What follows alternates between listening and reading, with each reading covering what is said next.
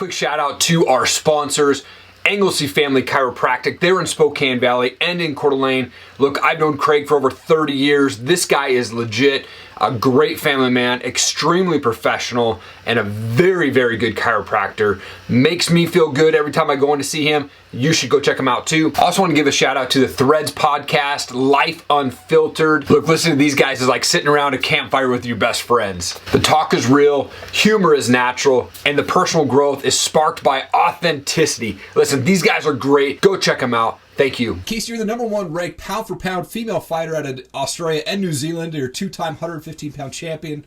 Thank you so much for your time. I appreciate it. Thank you. Thanks for having me on.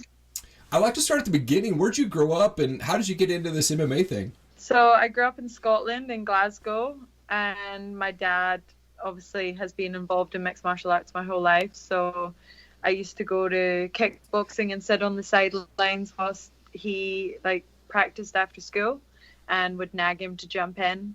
But I was like 4 or 5 years old, and they only had the adults class, but I eventually wore them down and I ended up jumping in that adult class as a 4 or 5 year old kid. So wow. Just running around and training with them, and competed a lot at kickboxing as a kid. Yeah. And when we moved to Australia, I was about 11 or 12. I started doing Jiu Jitsu. Obviously, my dad started doing that, so I just followed again. And then he started his own MMA promotion, Eternal MMA, which is probably the biggest promotion in Australia now. Yeah. And I was begging him to fight on it since day one. And yeah, that's how it started. That's awesome. That's awesome. When you started fighting, if Tapology is correct, back in 2014, your first 2 fights were losses in the first round, but now you're on this 9-fight win streak. Is that correct? Yes, that's right. What kept you fighting after those first 2 losses? A lot of people just would have quit. Yeah, it was really, really hard, mentally. Obviously, the first 2 fights that I had in my amateur career, I was very young. Yeah. Like I said, as soon as my dad started that MMA promotion, I was begging to get in there. I didn't Sure. care who told me I was ready. I was a 16-year-old kid.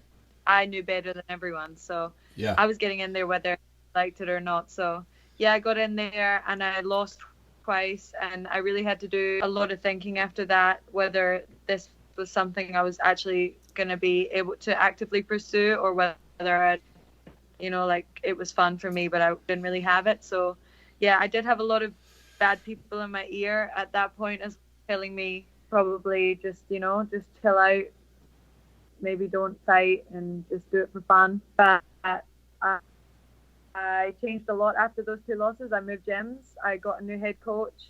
I started training differently than I had in the past, and definitely a lot harder, and taking myself as a fighter a lot more seriously. And obviously the results have shown from that. So fighting and winning since then. Oh, that's awesome. How did you get the nickname King? So it's a little bit of me stealing it from Gordon Ryan, to be honest, because I love Gordon Ryan. Nice. Also, we were just sitting around the gym one day, and everyone was talking about what they think everyone's nickname should be, and it came to me, and someone said, you should name yourself Queen Casey, and I was like, oh, I kind of hate that. And then I don't know, I just started King Casey. You've won fights on the ground, you've won standing up, you've gone the distance. Where do you prefer to take the fights? To be honest, it doesn't really matter where the fight goes for me. I kind of get this little thrill out of going where someone is better or meant to be better than me, and winning there for, I think, I don't know, I just get some joy out of that. But I love everything. I particularly love just being really violent. So whether that's on the feet or striking on the ground or just throwing up keeps the submissions. So yeah, I mean, I don't really have a favorite, but yeah. This is always a fun question to ask, but who is someone who's hit you the hardest, whether that be in training or in a fight, and you're just like, wow, that really rocked me? Definitely the boys at the gym, not just one of them, a lot of them. They definitely hit hard, the girls. But fight-wise, I fought, as an amateur, I fought upper weight division at flyweight against this girl. Her name was Rianne Ware, and I remember I took the fight on 2 weeks' notice, flew over to Perth, had that fight, and she hit me with a left hook about 10 seconds in, I was like, yep, okay. That's a flat. Right. So, yeah, she's definitely the one that made the hardest.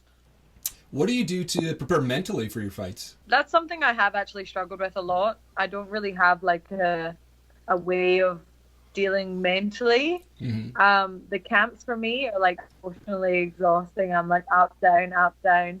But yeah, when it gets to fight week now, I think I'm like really comfortable in a fight week. So it doesn't really get to me too much. When it comes time to fighting, I'm sort of just find like that space to go to in my head and I can just get through it. Yeah, nice. And what's next for you? Do you have any fights booked at this point or just continuing to train at home? Unfortunately, everything is on hold at the moment. As soon as I had my last win in February, I was looking to back it up straight away. So straight back into the gym, and I was like training really hard to get another fight straight away. And then everything happened and everything's been put on hold. But hey, I'm still training in quarantine. So as soon as anything reopens or anything resurfaces, I'm ready to go. Awesome. I want to do a transition to some fun questions for us here. I've got these things, they're called pod decks. Essentially, they're just random questions for us podcasters, and we'll see if it's not a flop. Maybe it'll be a fun one here for us. This one says, if you were to die and come back as a person or a thing, what would it be? I don't know. I think I'd like to see life as like the perspective of a dog. Yeah. So maybe a dog. That would be fun, I think. Yeah, definitely a dog in like a rich family, though, you know. That'd be nice. Totally. One of those. What's a favorite cheat meal for you? I love anything greasy. So burgers, pizzas, lasagna. Lasagna's a big one. I love lasagna, but only that my mum, she makes it really good. Oh, nice. But I just crave greasy food. Like as soon as I can eat something bad, it's greasy. Okay. Last question for you. I'm a music guy, so I always love to ask this question. What's a favorite band that you like or a favorite type of music that you like to listen to? I listen to a lot of like hip hop and rap. So Kanye and Nas and like all the like Biggie and everything. So yeah, that's pretty much all that I listen to be honest. I throw a little bit of like Australian rock bands in there sometimes, you know. So not a lot, but sometimes. I'm a fan of the Hilltop Hoods and a huge fan of those guys. Love listening to those guys. Yeah, they get you pumped. Yeah, for sure. Casey, I also wanted to give you an opportunity to just give a shout out to coaches, teammates, training partners, sponsors, anything like that. The camera's all yours. All right, so I would like to thank my sponsor, AB Cranes. He financially helps me a lot, so that's one of the main reasons that I was able to come to Thailand. Obviously, Tiger Muay Thai, the Hickman brothers.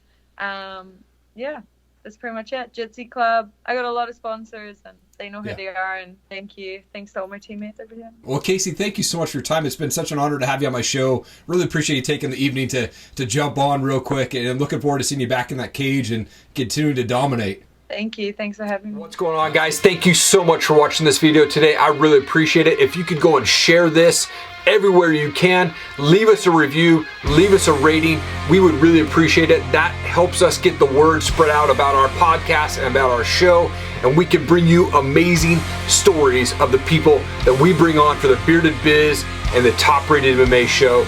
Thank you again. Have an awesome day.